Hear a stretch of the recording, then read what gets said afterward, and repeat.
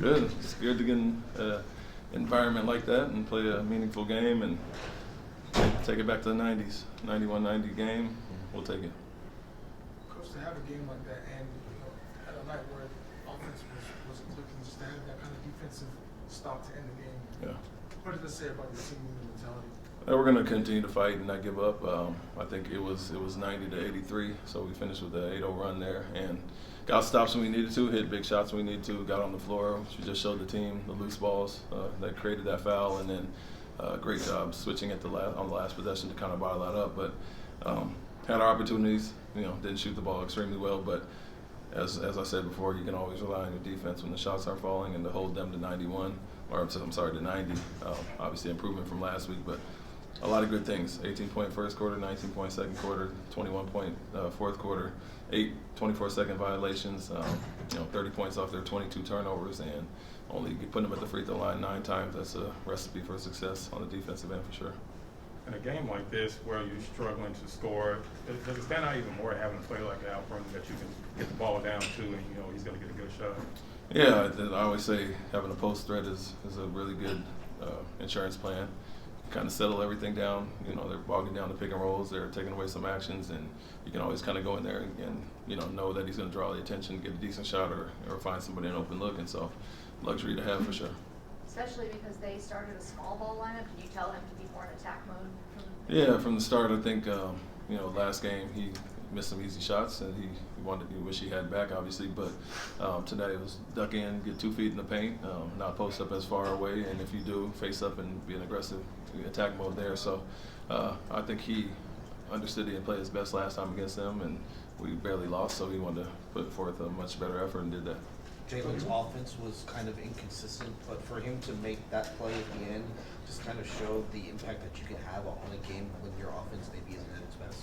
Yeah, I mean, he had some spurts during the game where he got it going a little bit, but missed a few things early. I'm not worried about the missed shots. It's more about the aggression that he's playing with or the force he's playing with. So did that, came in, gave up a 3 or 2, but to stay in the game and stay locked in and get on the floor like he did for that last possession was big, and then let alone make the free throws. So, I was kind of going offense, defense, substitution-wise, and for him to stay engaged and locked in shows maturity and growth. You mentioned games like the 90s. Did it feel a little like a playoff game with the shorter rotation, hard to get offense going? And does that bode well for a team that wants to get there? Yeah, I'd say you felt the environment. Obviously, the atmosphere in there was different. But, like I've always said, we're playing for something, and a lot of firsts for our guys to play meaningful games. And, guys that haven't been in the playoffs as much to play a game like this to get to Las Vegas and advance in the tournament. So for us, we took that approach and knew they were going to do the same thing.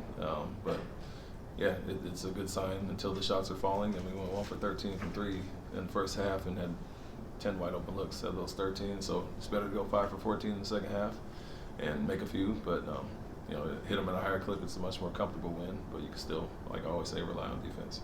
To kind of build on that, what do you think a win like this can do for a young team that, like you say, is trying to build something and trying to get back to the playoffs and do some things that maybe they've never done? Yeah, just give you the determination to kind of strive for more and want to achieve our goals this year that we fell short of last year.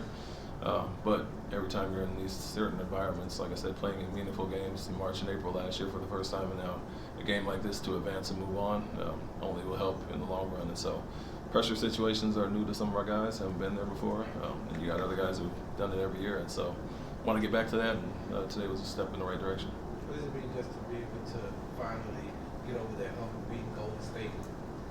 Yeah, I mean, that's good. It's an added bonus to what we just everything else I just talked about, but we felt last year even we had some really close games, and Curry hit some threes late, so we played them much tougher. And then obviously this year, getting back to overtime after being down so much, we had a chance there and kind of faltered in overtime. But the one that really stung in my time here is last game, scoring 93 and holding them to 99 with some guys missing, and so it was a great chance for us to get right back after it against the team, and glad it was them, that opponent, for us to move on. Jabari Smith Jr. Can you apply to the semifinal against the Thunder?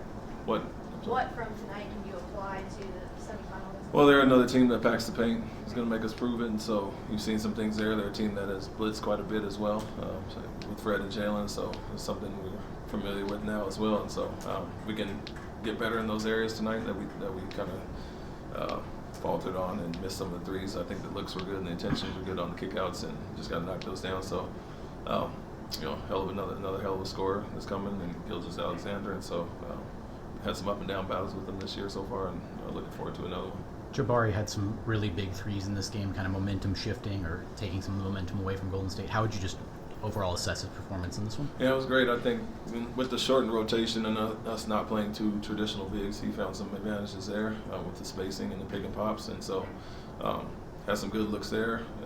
Missed a few early, made some late, obviously, and wanted to be aggressive taking those shots when they're going to be in a traditional drop coverage, and know that looks there. We just got to deliver the ball and shoot it with confidence. So helped when we were in a lull at times, but want all our guys to be aggressive, and he has a clear advantage when he's at the 5.